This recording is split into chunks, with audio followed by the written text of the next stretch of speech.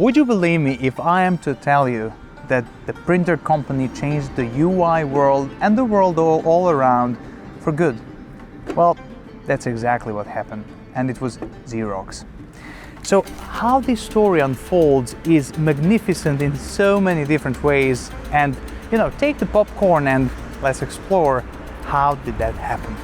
So the story starts in the 60s and 70s when the Xerox had multi-million-dollar budget to spend, and of course what better to do than to change the world with great inventions.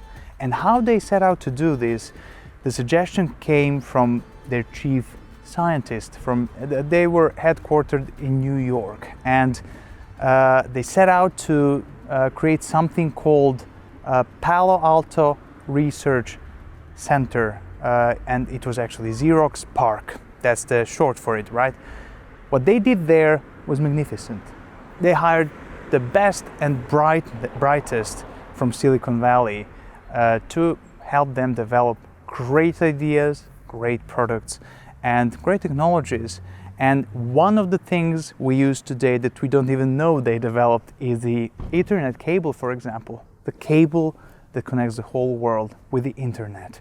So let's now explore how this connects to the UI story and what was happening in those 60s and 70s.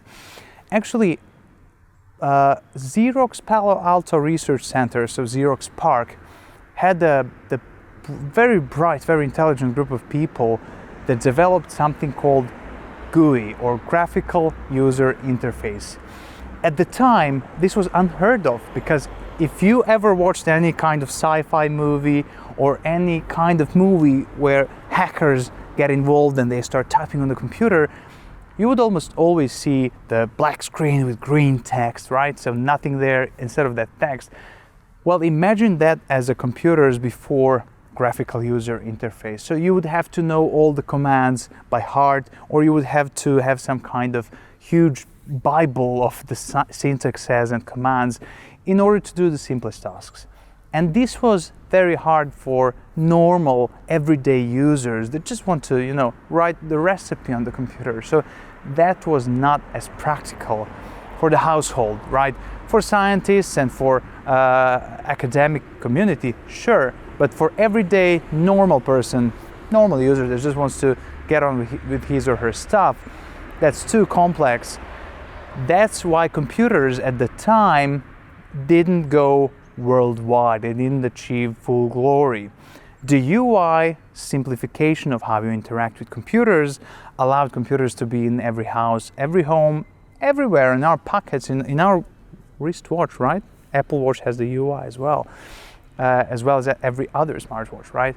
So UI, computers are everywhere, and what allowed this transition was, of course, cost reduction in terms of how much money it went into producing the actual product, the actual computer, but also its ease of use.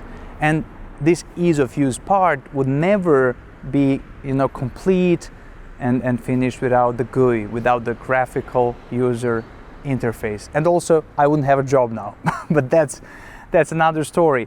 So how the story goes is actually the research and scientists from Xerox PARC actually came to the headquarters in New York, and they showed this beautiful piece of innovation called Xerox Alto. And what's interesting, they invented a mouse as well, so they called it mouse. It was developed a few years earlier, but not for such straightforward usage as to move the icons on the screen.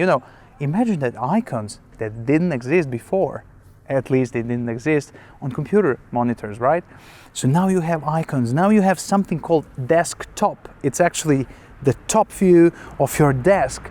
So we're now playing with these analogies that people are familiar with. So that's why this allowed the computers to take off in such an immense amount of adoption throughout the world, because now we're playing psychologically with things you already know. So it's the top of my desk, right? So that's what you see on the screen. It's folders. You have folders on the top of your desk, right? So that's what folders are as icons. So they showed this to the board of directors at Xerox in New York, and what they said was striking. So they said, what's this? This is like some kind of toy, you know, they really expect someone to use something that's called a mouse.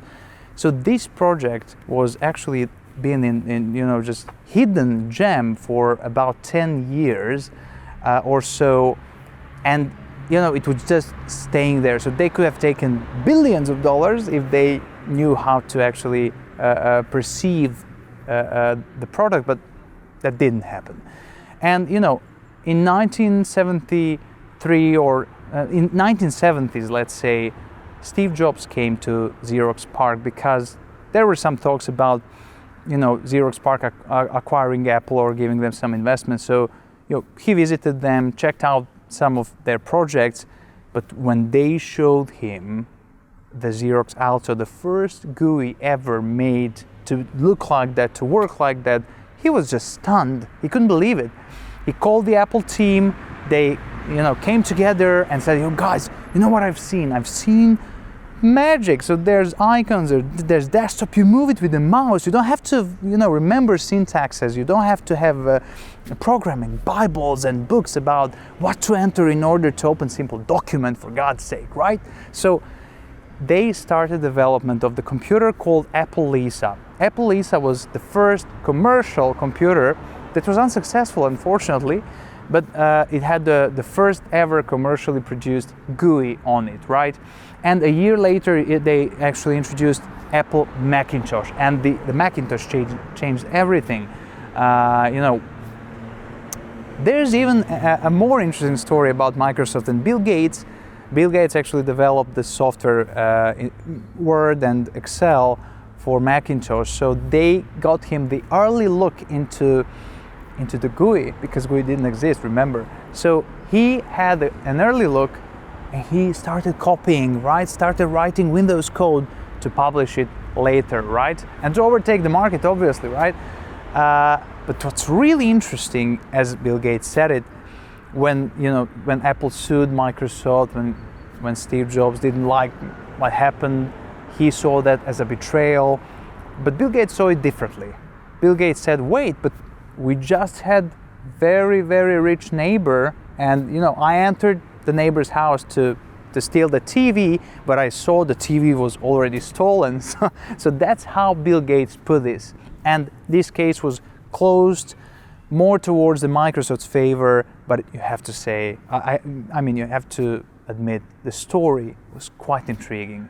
So that's how UI started. It started as an immensely intelligent and clever way to tackle how to simplify user interaction with the computers, with machines. If we think about the history, it actually started with punch cards. You know, what the heck is that? So Google it, programming with punch cards, and you're gonna see that it looks like nonsense to us now, because we just double click or right click and we're done. But back then, they had to stack piles and piles of paper, actually punch cards, to do the simplest thing. And the machines and computers would be like the building size. So we definitely live in a world where now everything's seamlessly integrated, where computers are easy to use, and all of it because of GUI. Well, not just because of GUI, but one great and big piece of it for us to just, you know, order our cheeseburger or something in a few taps is because of Graphical User Interface.